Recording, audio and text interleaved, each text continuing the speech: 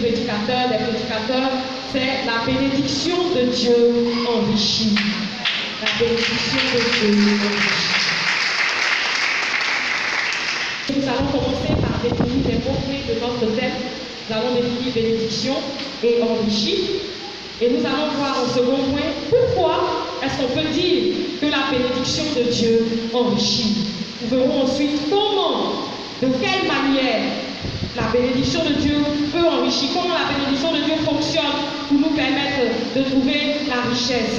Et nous verrons ensuite ce que nous devons faire pour bénéficier de la bénédiction de l'Éternel. Et nous terminerons notre message par une conclusion. Bien-aimés de Dieu, pour définition, nous allons commencer par la définition du mot bénédiction. Une bénédiction, c'est une grâce, une faveur accordée par Dieu. Bénédiction, c'est une grâce, une faveur accordée par Dieu. C'est cette définition qui nous intéresse ce matin. Et pour aller un peu plus en profondeur, on peut définir le mot faveur. La faveur, c'est la disposition à traiter quelqu'un avec une bienveillance spéciale. C'est-à-dire, on choisit une personne parmi plusieurs et on décide de faire du bien à cette personne de manière particulière. Donc, c'est ça la faveur de Dieu. Dieu, il nous regarde et puis de manière spéciale, il décide de nous faire du bien, de nous accorder du bien-être, de nous faire du bien. Et enrichir, c'est la conjugaison à la troisième personne du singulier du verbe enrichir. Enrichir signifie rendre riche ou bien rendre plus riche. Celui qui est riche, c'est celui qui a de la fortune, bien qui a des biens importants, qui possède beaucoup de biens. Donc, bien aimé de Dieu, dans cette définition, ce qu'on peut retenir, c'est qu'en parlant de bénédiction, il ne faut pas seulement voir l'aspect pécunier. Il ne faut pas seulement voir le matériel, l'argent. Et notre maman le dit souvent dans ses prédications, le chrétien a tendance, quelquefois, on a tendance à penser que quand on parle de bénédiction, c'est l'argent. Ce n'est pas que ça. On a vu qu'il y a la faveur que Dieu accorde. C'est la protection. Le fait que Dieu nous préserve du danger. Tout ça, ce sont des bénédictions. Et donc, bien aimé de Dieu, la première question que nous allons nous poser, c'est de savoir pourquoi est-ce que c'est la bénédiction de l'Éternel qui enrichit.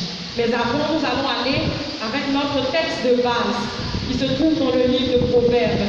Le Proverbe chapitre 10, le verset 22. C'est un seul verset et nous allons ensemble faire la lecture de ce verset. Proverbe chapitre 10, verset 22. Le livre de Proverbes se trouve après le livre des psaumes dans l'Ancien Testament. Proverbe 10, le verset 22. Je fais la lecture. Proverbe 10, le verset 22. C'est la bénédiction de l'Éternel qui enrichit et il ne la fait suivre d'aucun chagrin. Je répète, c'est la bénédiction de l'Éternel qui enrichit et il ne la fait suivre d'aucun chagrin. Bien-aimé de Dieu, ce texte-là, il est tiré, comme on l'a dit plus tôt, du livre des Proverbes.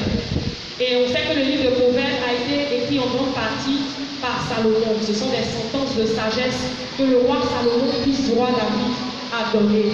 Et donc ça aussi, c'est une parole de sagesse. Et cette parole-là nous dit que c'est la bénédiction de l'Éternel qui rend riche ou qui rend plus riche. Et que cette bénédiction-là, Dieu n'y ajoute pas de la peine, il n'y ajoute pas du chagrin, il n'y ajoute pas de la douleur. Et bien aimé de Dieu, en lisant ce texte-là, il y a une chose qui ressort. Si ce texte-là nous dit que c'est la bénédiction de l'Éternel qui enrichit et qui ne la fait suivre d'aucun chagrin, c'est que certainement, il y a des choses qui paraissent être de la bénédiction, mais qui sont suivies de chagrin. Il y a certaines circonstances, il y a certains biens qu'on peut obtenir, certaines choses qu'on peut obtenir dans la vie qui paraissent être un bienfait, une bénédiction, mais qui sont suivies de chagrin. Et donc, quand on lit ce texte-là, on comprend tout de suite que ces bienfaits-là qu'on pense obtenir ne sont pas en fait la bénédiction qui vient de l'Éternel.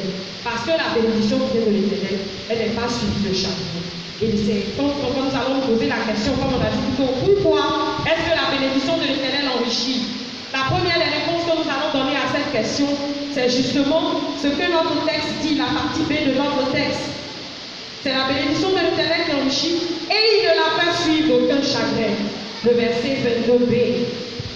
Bien-aimé de Dieu, comme je l'ai dit plus tôt, il y a des semblants de bénédiction que les gens recherchent et que les gens trouvent, mais qui sont suivis de chagrin. On connaît l'histoire de certaines personnes qui, en voulant s'enrichir, sont tombées dans des sciences occultes et qui n'ont plus de paix. Des personnes qui ne peuvent pas dormir la nuit, qui sont tourmentées par des esprits méchants. Ça, ce n'est pas la bénédiction de l'Éternel. Elle ne peut pas enrichir.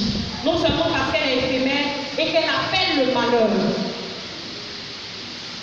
On peut trouver aussi des bénédictions, en griffe, je dis bien en griffe, parce qu'on voit que la bénédiction, c'est une faveur qui vient de Dieu. Qui ne sont pas durables. Pourquoi? Parce qu'on va le lire dans la Bible, ces bienfaits-là ont été acquis dans la précipitation. Donc ça ne peut pas t'enrichir. On va le lire dans Proverbe 20, le verset 21. Proverbe 20, le verset 21 nous dit, celui qui...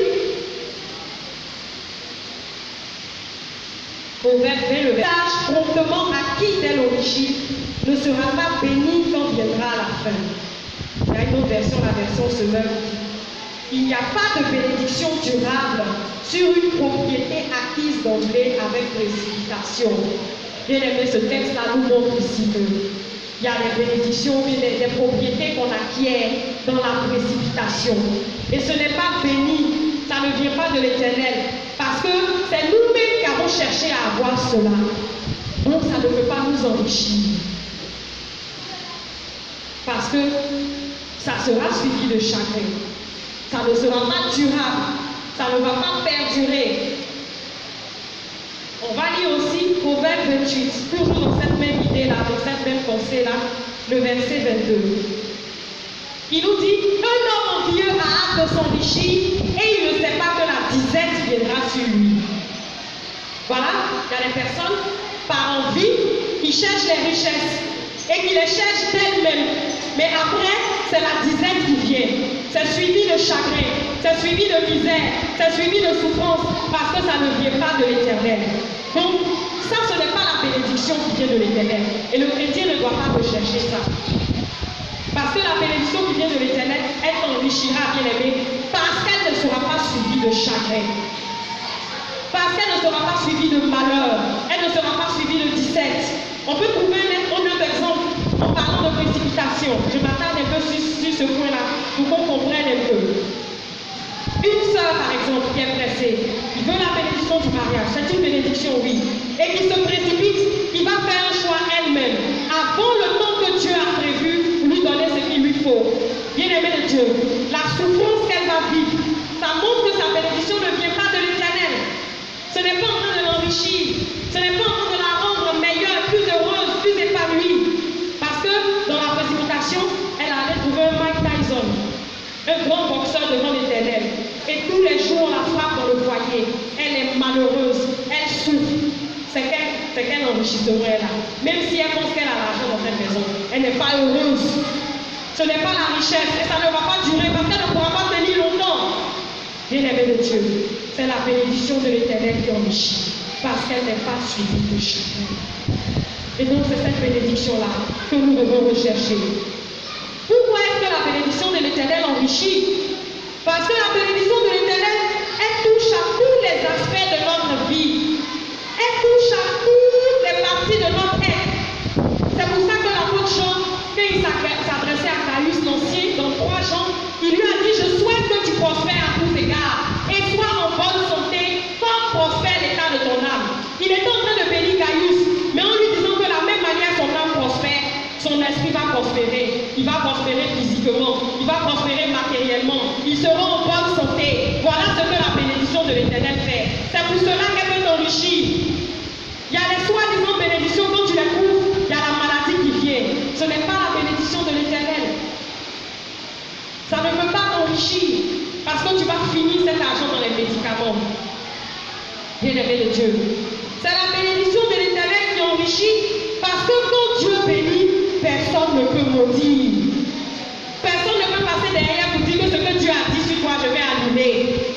Et on peut le voir dans Nombre 22, Nombre 23, l'épisode de Balaam, que Balak avait acheté à prix d'argent pour venir maudire le peuple d'Israël.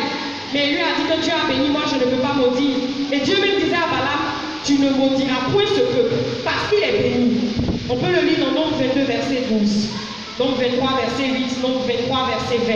Tu ne maudiras pas ce peuple parce qu'il est béni. Et donc, quand Dieu te bénit, bien aimé, tu es béni. Personne ne peut venir derrière pour prononcer une malédiction ou bien pour annuler la bénédiction de Dieu. Et c'est pour ça que cette bénédiction-là peut véritablement t'enrichir. Elle ne peut pas être annulée. Elle ne peut pas être arrêtée.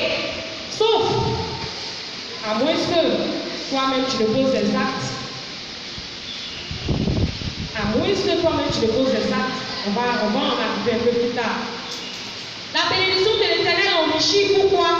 Parce que quand Dieu ouvre la porte, personne ne peut fermer. Bien-aimé de Dieu, quand Dieu ouvre une porte, personne ne peut fermer. Le Seigneur Jésus a dit dans Apocalypse 3 qu'il est celui qui ouvre et personne ne peut fermer. Il est celui qui ferme et personne ne peut ouvrir. Si Dieu ouvre une porte, personne ne peut fermer. Et donc la porte de bénédiction que Dieu t'ouvrira, elle sera forcément une porte de bénédiction qui va t'enrichir. Parce que personne ne pourra arrêter cela. Donc tu vas aller en croissant. Tu vas aller en prospérant. Mais si ce n'est pas une porte que Dieu t'a ouverte, elle peut se fermer d'un moment à l'autre. Si tu comptes sur un parent, sur un moyen illicite pour obtenir un travail, cette porte-là peut être fermée d'un moment à l'autre. Donc cette bénédiction-là ne va pas t'enrichir parce qu'elle ne vient pas de l'Éternel. Bien-aimé de Dieu, la bénédiction de l'Éternel est celle qui enrichit parce que c'est la bénédiction qui dure. C'est la bénédiction qui perdure et même qui reste jusqu'à la fin de notre vie. Quand on lit l'histoire d'Abraham ou bien celle de David, à la fin de leur vie, la Bible dit dans Genèse ou Abraham que Abraham est mort heureux, rassasié de jours, comblé de bénédictions, de biens. Sa bénédiction a duré dans le temps. Donc il a pu s'enrichir parce que c'était là, tout le temps. Dieu faisait couler sa bénédiction sur lui. La même chose pour David. La Bible nous dit qu'il est mort vieux, heureux, rassasié de jours, comblé de richesses. Pourquoi? Parce que la bénédiction de l'Éternel dure dans le temps. Elle n'est pas limitée dans le temps. Ce n'est pas pour un temps. Ou bien tu vas faire un pacte. Tu as la bénédiction, mais à 33 ans, tu vas mourir. On a vu ça dernièrement. On a vu ça. Avec un artiste qui est mort comme ça. Bon. On va fermer cette fenêtre-là. Mais vous dites qu'il y a des cas comme ça où la bénédiction elle ne vient pas de l'Éternel. Donc elle n'est pas durable. Ce n'est pas de l'enrichissement qu'elle va te procurer, mais ça sera le malheur à la fin.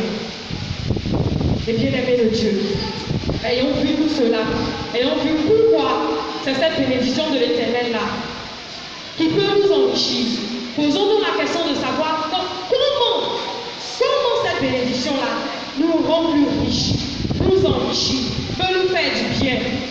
Bien aimé, on a vu que la définition du mot enrichir, ça veut dire rendre riche ou bien plus riche. Donc ça veut dire qu'il y a un cumul, il y a quelque chose qui vient s'ajouter. Donc pour qu'il y ait enrichissement, il ne faut pas qu'il y ait soustraction ou bien division. Il faut plutôt qu'il y ait addition ou bien multiplication. Et c'est ce que Dieu fait. Pour que Dieu puisse t'enrichir, il va multiplier tes biens. On peut le lire dans Deutéronome 28, le verset 11. Je fais la lecture. Deutéronome 28, le verset 11 nous dit: l'Éternel te comblera de biens en multipliant le fruit de tes entrailles, le fruit de tes troupeaux et le fruit de ton sol, dans le pays que l'Éternel a juré à tes pères de te donner. Dieu va multiplier tout ce que tu as. Donc tu seras en train de t'enrichir. Au lieu que ce que tu possèdes diminue, décroisse, le Seigneur va le multiplier et tu auras davantage. Comment est-ce que la bénédiction de l'Éternel t'enrichit? Toujours dans Deutéronome 28, le verset 12.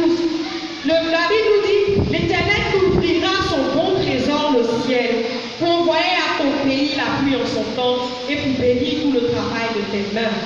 Tu prêteras beaucoup de marché, tu n'en prendras point. Le Seigneur va ouvrir le ciel pour toi. Quand Dieu ouvre le ciel, c'est la pluie qui tombe, n'est-ce pas? Bien-aimé de Dieu, pour que ce que tu sèmes puisse fructifier, puisse produire davantage, puisse t'enrichir, il faut que Dieu ouvre le ciel pour toi et que la pluie tombe. Bien-aimé de Dieu, c'est ce que Dieu fait pour t'enrichir. Mais il faut pouvoir faire ce qu'il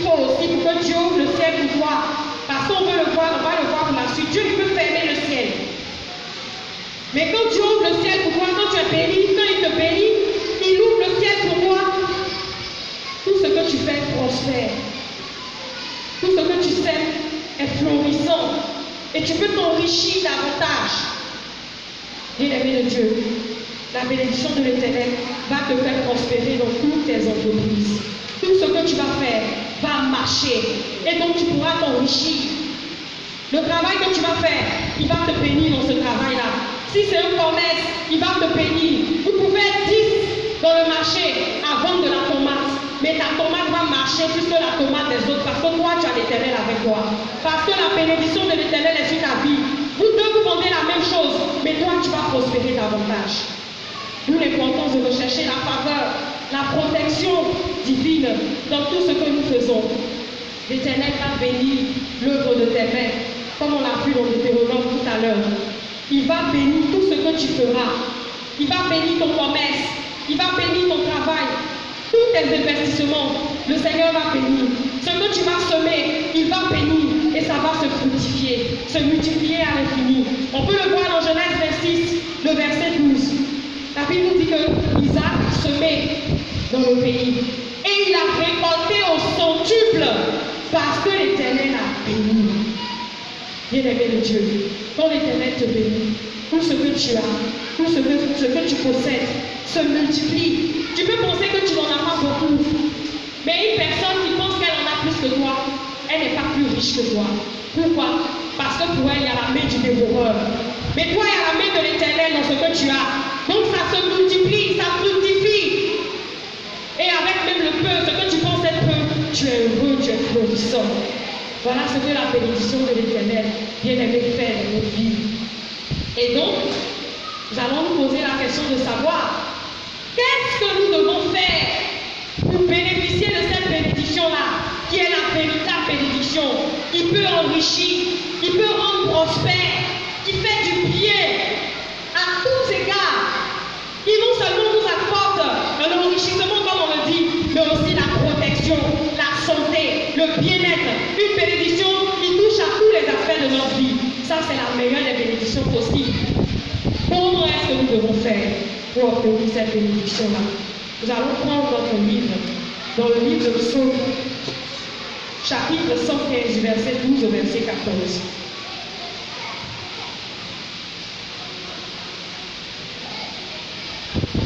Psaume 115, 12 à 14. Je fais la lecture. L'Éternel se souvient de nous, il bénira la maison d'Israël, il bénira la maison d'Aaron. Verset 13, il bénira ceux qui craignent l'Éternel, les petits et les grands. Verset 14, l'Éternel vous multipliera ses faveurs à vous et à vos enfants. Ce texte-là nous montre un peu qui sont ces personnes-là que Dieu bénit. Il dit, il bénira Israël, il bénira la maison d'Aaron. Il dit encore, il bénira ceux qui craignent l'Éternel. Bien-aimé Israël, on peut le devenir, on l'a vu aussi dimanche passé, en étant par la foi fils d'Abraham. Donc nous, enfants de Dieu, nous bénéficions de la bénédiction de l'Éternel. Nous qui avons donné notre vie à Jésus, la bénédiction de l'Éternel est pour nous. Et donc si tu n'as pas encore donné ta vie à Jésus, tu ne pourras bénéficier de cette bénédiction-là véritablement que lorsque tu auras donné ta vie à Jésus. Parce qu'on l'a dit, ce n'est pas seulement l'enrichissement matériel, mais c'est aussi tout ce qui accompagne ce que Dieu peut faire pour toi. La paix du cœur, la santé, la protection. Tout ça, Dieu le réserve à ses enfants, à ceux qui lui appartiennent. Ici, on parle d'Aaron. Ici, on sait que Aaron, c'est le sacerdoce, c'est les serviteurs de Dieu, ceux qui sont consacrés à l'Éternel. Par extension, pas seulement eux, mais aussi ceux qui font le service dans la maison de Dieu. Si tu es ouvrier, que tu travailles, tu n'es pas quelqu'un qui est là qui ne fait rien dans la maison de Dieu. La Bible dit que l'ouvrier mérite son salaire. Certainement, tu bénéficieras de la bénédiction de l'Éternel. Et l'enseignement sur le service, on voit que ça, le service apporte la bénédiction. Dieu bénit ton pain, il bénit ton eau. Et donc, si tu veux être béni dans la maison de Dieu, il faut œuvrer. Il ne faut pas rester assis comme ça. Et le dernier point, on voit que Dieu bénit ceux qui le craignent. Il faut craindre Dieu. Et ça, on le voit très bien dans Deutéronome 28. Il dit, voici les bénédictions qui t'accompagneront lorsque tu observeras les commandements de l'Éternel. Toutes les bénédictions que Dieu prévoit pour ses enfants, on peut les obtenir quand on a la crainte de Dieu, quand on marche selon sa parole. Dieu bénit ceux qui le craignent, la Bible dit. Donc si nous voulons bénéficier des bénédictions de l'Éternel, voici les 3 premières choses que nous devons faire. Nous devons également, puisqu'on parle de richesse, on veut s'enrichir, on veut que cela vienne de l'Éternel. Pour cela, il faut être fidèle dans la dîme et les offrandes. Malachie 3 nous le dit. Malachie 3, le verset 10. Le Seigneur le dit. Mettez-moi de la sorte à l'épreuve, dit l'Éternel. Et vous verrez si je n'ouvrirai pas pour vous les écluses des cieux, si je ne répondrai pas sur vous la bénédiction en abondance. J'ai paraphrasé. La dîme et les offrandes. Il y a même des païens, des personnes qui ne connaissent pas le Seigneur, mais qui payent la dîme et qui voient la main de Dieu dans leurs finances. Parce que c'est un principe de Dieu. La dîme, ce n'est pas quelque chose qu'on donne à Dieu parce qu'on est gentil, c'est quelque chose qu'on doit à Dieu, on paye la dîme. Et donc c'est important, si on veut voir la prospérité dans nos finances. Et il y a même des personnes, des entrepreneurs en garde, c'est un homme qui payait la dîme. Caterpillar, qui paye la dîme. C'est pour ça que les entreprises ont fonctionné, ont fructifié, ont marché. Donc si nous voulons cette bénédiction qui enrichit là, nous devons être fidèles dans la dîme, les offrandes. Il faut aussi être libéral, ne pas être cupide. Il faut être quelqu'un qui donne avec générosité. Ne pas calculer pour donner à Dieu. Parce que la mesure dont nous nous servons, c'est cette mesure-là que Dieu va utiliser aussi pour nous servir. Si tu donnes petit à Dieu, tu vas recevoir petit de Dieu. Bien-aimé de Dieu, on peut le lire. Donc, Proverbe toujours. Proverbe 11, le verset 24. Proverbe 11, le verset 24 nous dit: tel qui donne libéralement devient plus riche, et tel qui épargne à l'excès ne fait que s'appauvrir. Bien-aimé de Dieu, il ne faut pas avoir peur d'être libéral dans la maison de Dieu, parce que c'est une grande source de bénédiction. C'est une grande source de bénédiction. La Bible nous montre que lorsqu'on donne libéralement, on s'enrichit, on devient plus riche, parce que l'Éternel va te rendre plus riche, parce que tu es en train de semer dans la bonne terre. Mais si tu épargnes à l'excès, si tu es avaricieux, cupide, tu veux garder pour toi-même, ce que tu vas garder ne va même pas te profiter. Tu vas t'appauvrir. Bien-aimé de Dieu, il faut être libéral pour bénéficier de cette bénédiction qui vient de l'Éternel et qui enrichit. Autre point que j'ai noté, c'est qu'il faut rechercher l'intérêt de Dieu. Oui, pour obtenir cette bénédiction de l'Éternel qui enrichit, il faut rechercher l'intérêt de Dieu. Pourquoi est-ce que nous disons cela? Bien-aimé de Dieu, dans AG 1, vous pouvez le lire après, le texte est long, on ne va pas le lire, je vais paraphraser. AG 1, verset 2 à 11. Dieu reprochait quelque chose au peuple d'Israël. Il leur disait: vous êtes en train de dire, il n'est pas temps de rebâtir ma maison. Il n'est pas temps de s'occuper de la maison de l'Éternel. Mais considérez vos voies.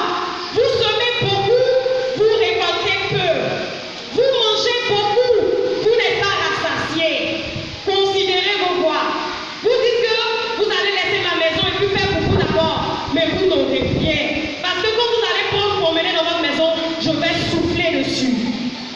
Bien-aimé de Dieu, si tu veux la bénédiction de l'Éternel qui enrichit, il faut penser à Dieu d'abord. Il faut te préoccuper de la chose de Dieu d'abord. Quand tu seras en train de faire pour Dieu, lui, il va faire pour toi. Il va remplir tes trésors. Il va te combler de toute bénédiction. Et ce ne sera pas seulement la fortune financière, comme on l'a dit plus tôt, mais aussi la protection. La main de Dieu sera sur toi, sur tout ce à quoi tu vas toucher. Bien-aimé de Dieu, c'est ça le gage de la véritable bénédiction. Et c'est cela que nous devons rechercher. Pour avoir la bénédiction de l'Éternel qui enrichit, bien-aimé, nous devons aussi attendre le temps de Dieu. Nous devons attendre le temps de Dieu. On a vu plus tôt que les bénédictions qui s'acquièrent promptement dans la précipitation n'apportent pas la joie, n'apportent pas le succès, n'apportent pas le bonheur qu'on escompte. Ça fait tomber dans le malheur. C'est suivi de chagrin. Et donc il faut pouvoir attendre le temps que Dieu a prévu pour te donner ce qu'il veut te donner. Bien-aimé de Dieu, notre Dieu fonctionne avec timing. Tu as donné ta vie à Jésus, c'est bien. Tu es déjà béni parce que tu es protégé. Les démons ne peuvent pas attaquer ta vie. S'il y a autre chose que tu veux, le Seigneur va le faire aussi.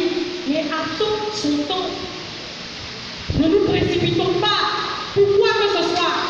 Ne trouve pas que les autres travaillent, toute ta génération a travaillé avant toi. Il faut que tu te dépêches de travailler pour t'enrichir. Non.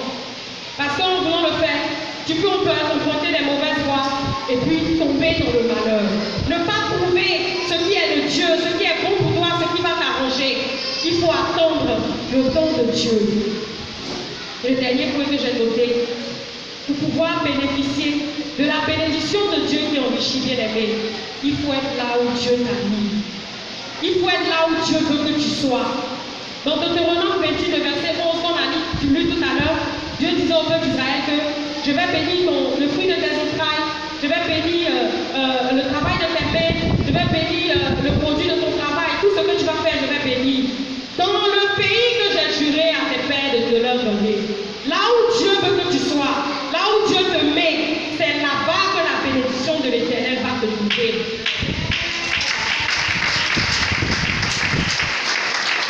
Bien-aimé, ce n'est pas chez un faux prophète. Ce n'est pas sur Internet où les gens vont chercher des clés pour chercher une porte qui ouvre les bénédictions. C'est là où Dieu t'a mis. Il n'y a pas deux dieux, comme notre pasteur le dit souvent. Le Dieu qui est ici, là. Il n'y a pas un autre Dieu qui a une autre couleur quelque part. Il faut aller chercher pour avoir une bénédiction. Le Dieu d'Abraham, le Dieu d'Isaac, le Dieu de Jacob, c'est ce Dieu-là qui est ici, il t'a mis ici et qui va te bénir ici, bien-aimé. Le pasteur nous donne l'image souvent. Il dit peut-être que Dieu envoie une tortue pour te bénir. Tu es impatient, tu dis depuis là, je suis là, je ne vois pas la bénédiction, je ne me suis pas mariée, je n'ai pas l'argent, moi je vais partir. Quand je vais aller ailleurs, il y a un point où on dit c'est terminus. Quand tu arrives là-bas, c'est le terminus de ta vie. Tu es parti, non? La tortue là, elle est arrivée 10 minutes après ton départ. Elle t'a pas trouvé. Elle va faire comment? Elle va partir doucement, doucement comme elle est venue, repartir avec la bénédiction qui était prévue pour toi. Parce qu'elle ne t'a pas trouvé là où Dieu t'avait planté. Bien-aimé de Dieu, le pasteur nous a donné l'image un jour qui m'a marqué. Je vais partager ça avec vous. Il dit, on est comme des arbres que Dieu a plantés dans son champ. On est comme des arbres. Peut-être tu es un manguier, tu es un pommier que Dieu a planté. Bien-aimé, est-ce que tu as déjà vu un arbre? Lui-même, on devait ses racines, tirer ses racines. Tire ses racines lui-même. Et puis il marche, il s'en va. Est-ce que tu as déjà vu ça? Mais c'est ce que nous on fait quelquefois. Dieu nous a plantés dans sa maison pour qu'on puisse produire du fruit. Mais nous, on se débrouille et puis on se déracine, on s'en va. Du jamais vu. Bien-aimés de Dieu, ne soyons pas ces arbres-là qui se déracinent. Restons là où Dieu nous a plantés. C'est là que nous allons produire du fruit en abondance.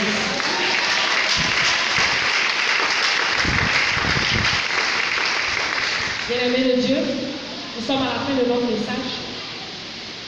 Et un jour, j'étais dans un moyen de déplacement et j'entendais une jeune dame, une chrétienne, qui faisait un témoignage d'une expérience qu'elle avait vécue elle-même.